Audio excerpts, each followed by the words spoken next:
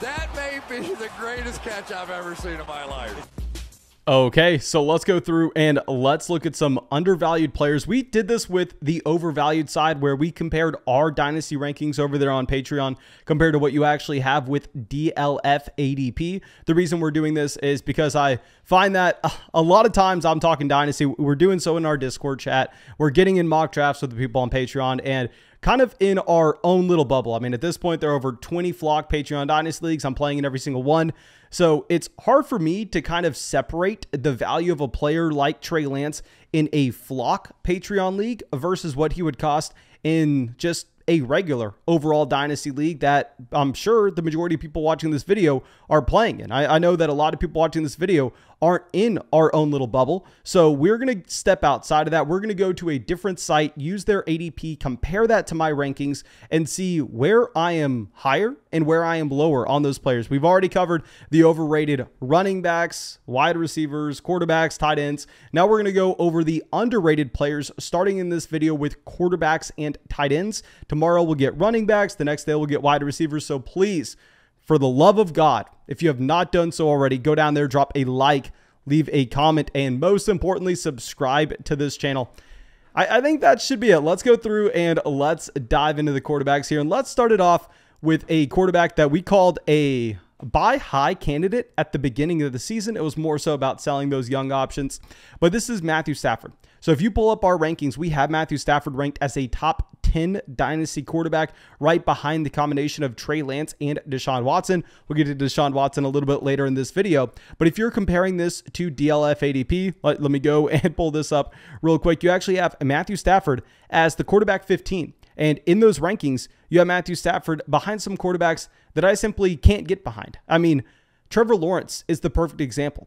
Trevor Lawrence, we already talked about this at the very beginning of his rookie season, so I don't want to just continue to beat this over and over and over and over again, but we need to ask ourselves what actually matters whenever we're looking for these quarterbacks with their dynasty value. Because one mistake that we make over and over and over again, and I think actually a story would be the perfect example for this. I remember back in, I believe this was 2015 or 2016. No, it was 2016 because it was Marcus Mariota's second year. He was going into his second year. In that 2016 offseason, we were in a dynasty startup draft, and I was picking at the beginning of the second round, and I was looking for another quarterback. And I was praying. The guy before, I mean, there were 2 picks before me. We were 3 picks away, just sitting there sweating on my phone. We had like 8 hours until I was on the clock, and I was going, okay, there are 2 quarterbacks I need. I need either Russell Wilson or give me Marcus Mariota. Marcus Mariota was my top option because you looked at his rookie season. He had a fine rookie year. And I was just thinking, what is Marcus Mariota going to be for the next 5 years? Pretty sure I took Jameis Winston in the first round. And I was sitting here thinking, okay, I got Jameis Winston, Marcus Mariota in year 2. I have these players for the next 15 years. And the guy before me ends up taking Tom Brady.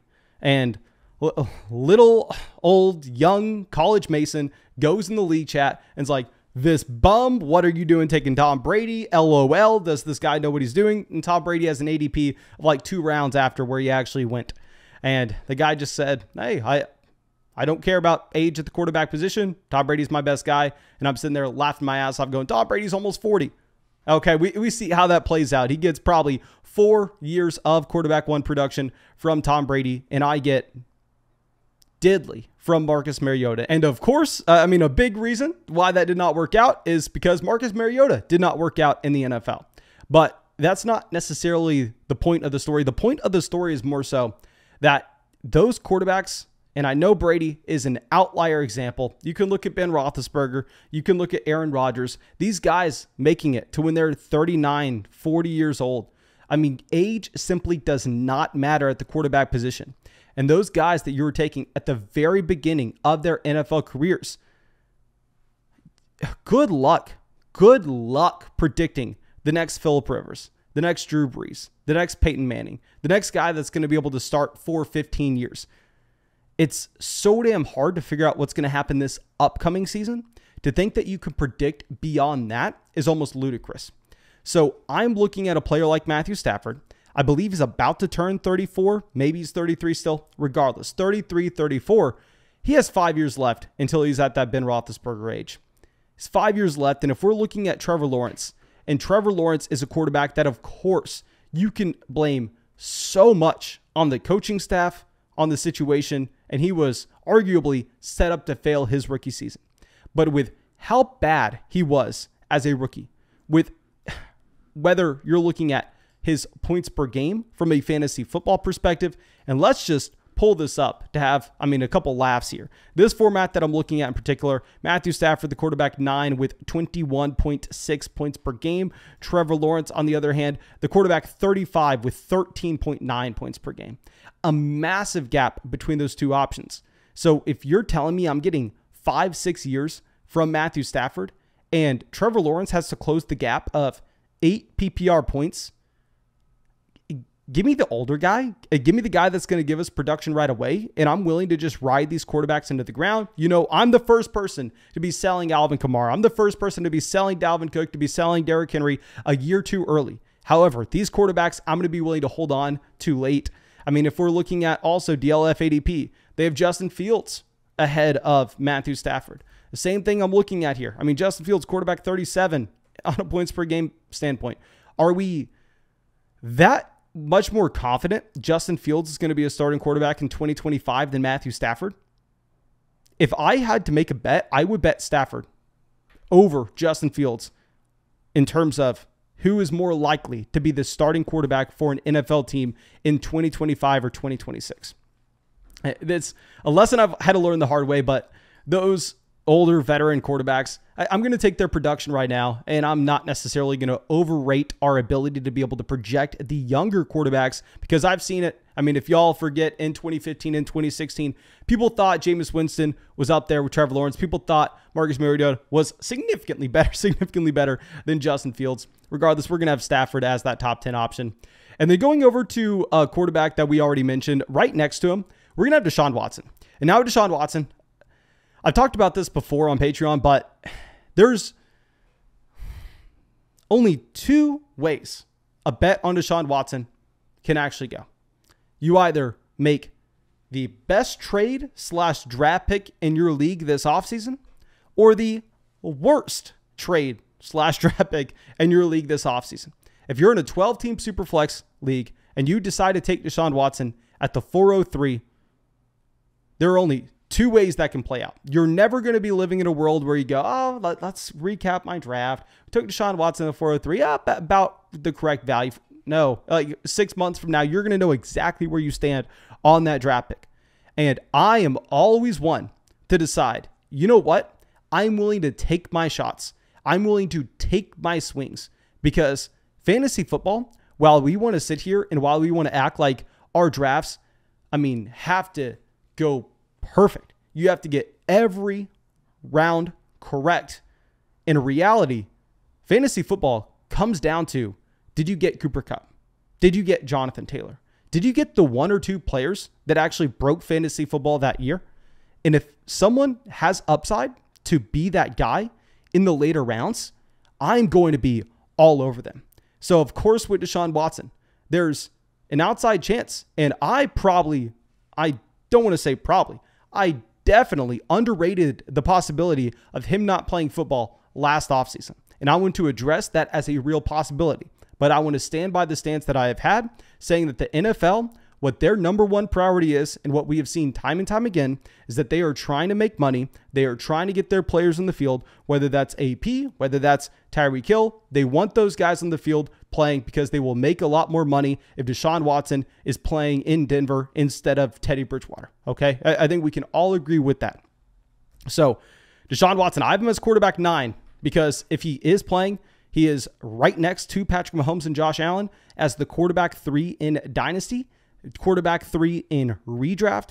And I personally am one willing to take that risk. And if we go and say you take him at the beginning of the 4th round of your Dynasty startup draft, what else are we missing out on? Like, if I pull up our last Patreon mock draft that we had, tell me how many players have the potential to be top 5 overall Dynasty Superflex assets in the 4th round, because this is who went.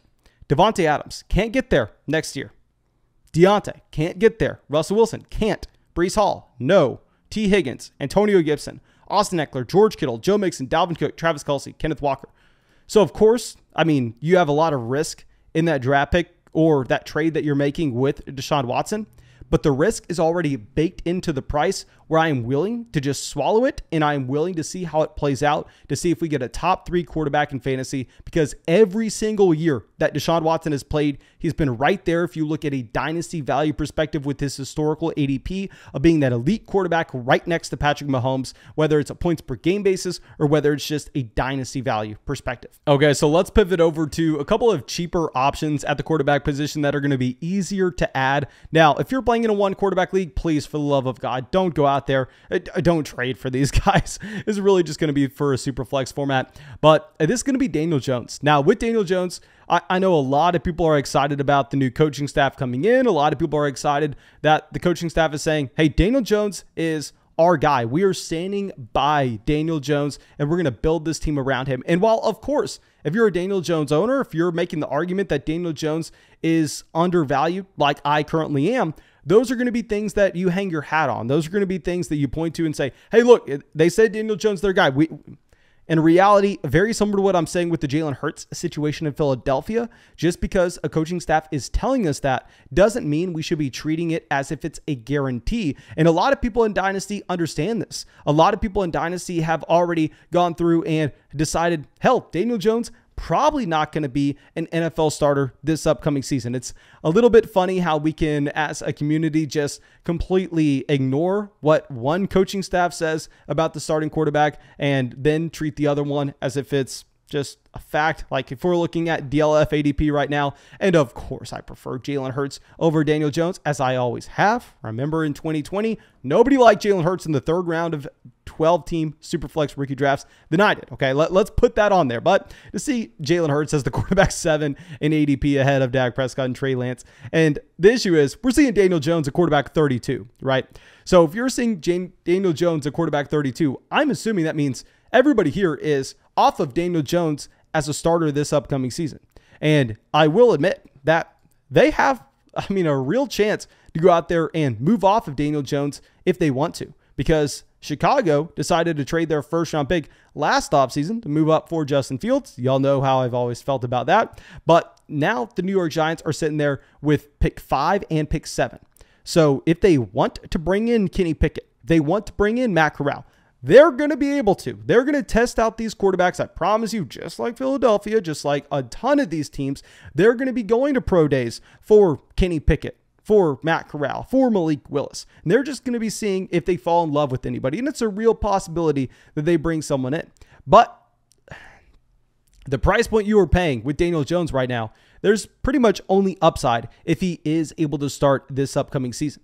And one reason that I actually really like the idea of getting Daniel Jones very cheap at the moment is if you look at Daniel Jones from a points per game perspective, a lot of people will be surprised of what he just did. Now, of course, I'm playing in a league here that is a 4-point passing touchdown format. But if you're looking at his points per game, sitting at the quarterback 19 from this past season, and if you're looking back at 2020, remember, everybody, hated Daniel Jones in 2020. Daniel Jones was a really bad quarterback. He was, I don't even want to look at his points per game because you had a couple of games where he was going in and out based on injuries. But if we remove, say, the game against the Cardinals, say if we remove the game against the Bengals, and let's just look before the bye week, before he actually had those injuries beginning to plague him in 2020, that's actually going to be a completely different story here in weeks 1 through 11, where Daniel Jones managed to be the quarterback 27. And if we're going to quarterback 32, and I know real quick, Daniel Jones being the quarterback 27 isn't that impressive, but can we compare that to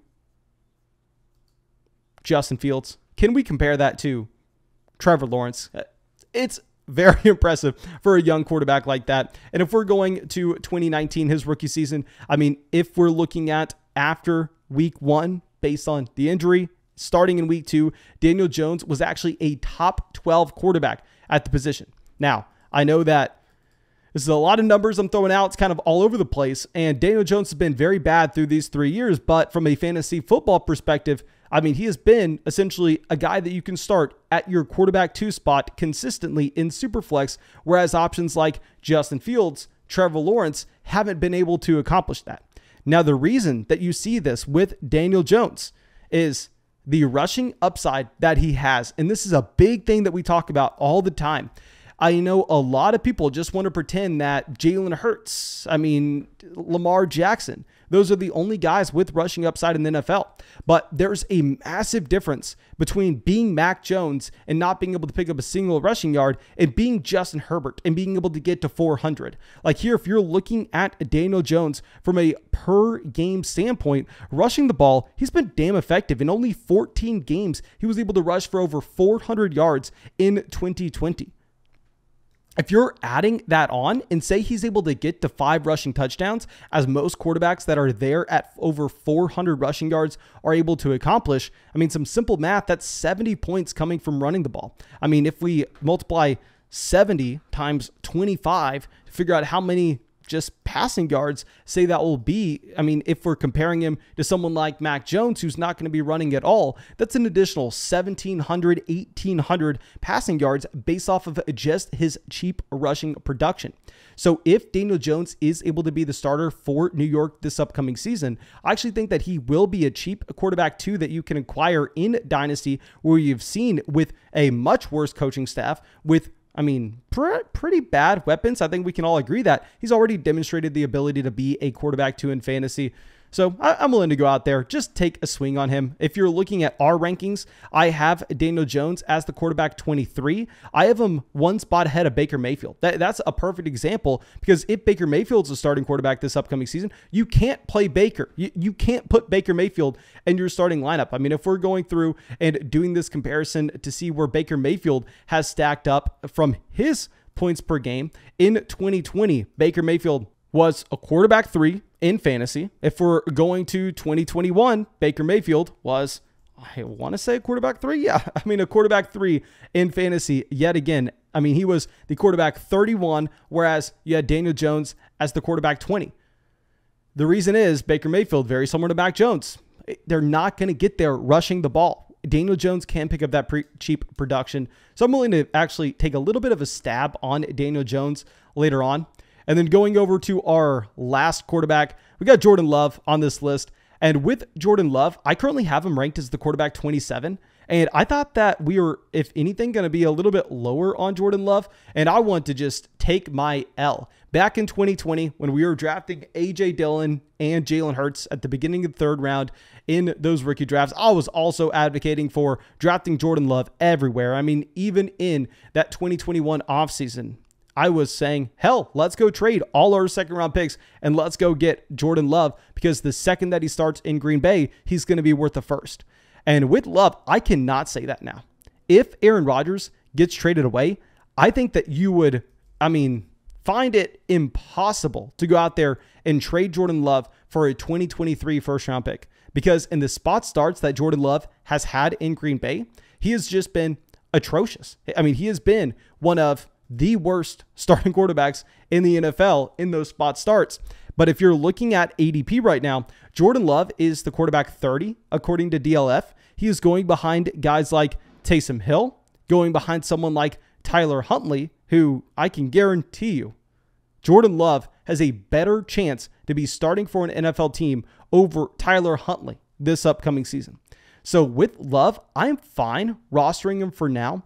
And I don't want to say, oh, we're going to be selling the second that he gets traded. Yeah, I would have loved to sell the second that Aaron Rodgers got traded last offseason, but based on the struggles that we saw from Jordan Love in the very small sample, and this is what I'm getting to, in the very small sample, you're simply not going to be able to sell this offseason. The hope is at some point this upcoming year, if Jordan Love is to start, we get a 2 to 3 game stretch where we actually get positive signs, and the sentiment can change real fast with Jordan Love, because everything that we have seen from a negative perspective on Love has been compiled into maybe 2 games at most. So we haven't had a good picture of him just yet. And he's most likely pretty damn bad. I'll be the first person to admit this. We were most likely wrong in overrating Jordan Love last offseason. But at the same time, are we sure that he's that bad that we need to be ranking him behind Taysom Hill, that we need to be ranking him behind Tyler Huntley? I don't necessarily know if I can get there. And I think that's all I got for this video. I really hope y'all enjoyed it, and I really hope you got something from it. Please go down there, drop a like leave a comment, subscribe to the channel. I'm sorry that we did not get to the tight ends in this video. I guess we went a little bit too long on a few of these players. But yeah, I think that should be it. I hope you have a great day.